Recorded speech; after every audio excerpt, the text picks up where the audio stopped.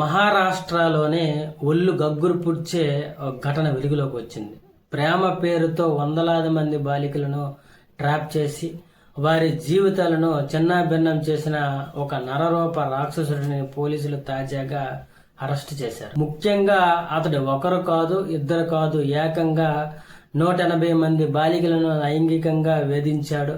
అక్కడతో ఆగకున్న వారికి సంబంధించిన 350కి పైగా అశ్లీల వీడియోలను కూడా చిత్రీకరించి వారికి నరకం చూపించాడు. తాజాగా అతడు అరెస్ట్ కావడంతో వీడియోలు సైతం పోలీసులు స్వాధీనం చేసుకున్నారు. అయితే పోలీసుల కథనం ప్రకారం మహారాష్ట్రలోని అమరావతి జిల్లా పరత్వడ నగరానికి చెందిన మహమ్మద్ అయాజ్ అలియాస్ తన్వీర్ అనే యువకుడు వందలాది మంది చిన్నారులపై అఘాయిత్యానికి పాల్పడ్డాడు.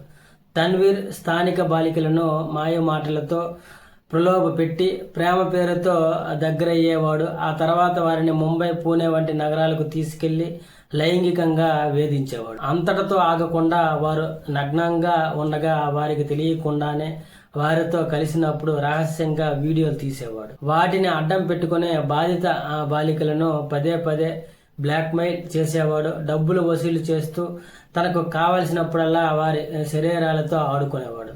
ఈ క్రమంలో కొన్ని వీడియోలను ఆన్లైన్లో కూడా షేర్ చేసినట్లు తెలుస్తుంది. అయితే కొందరు బాధిత బాలికల తల్లిదండ్రులు ఈ విషయాన్ని నేరుగా రాజ్యసభ ఎంపీ అనిల్ బోండే వద్దకు తీసుకెళ్లినట్లు తెలుస్తుంది. ఈ క్రమంలో సదరు ఎంపీ పోలీసులకు ఫిర్యాదు చేశారు. నిందితుడిపై కఠిన చర్యలు తీసుకోవాలని, ప్రత్యేక దర్యాప్తు బృందం ఏర్పాటు చేయాలని డిమాండ్ చేశారు. లేని పక్షంలో ఎస్పీ కార్యాలయం ముందు నిరసనకు దిగుతామని హెచ్చరించారు. దీంతో రంగంలో దిగిన పోలీసులు నిందితుడిని అరెస్ట్ చేసి కోర్టులో హాజరుపరిచారు. అయితే కోర్టు నిందితుడికి 7 రోజులు పోలీసు కస్టడీ విధించింది.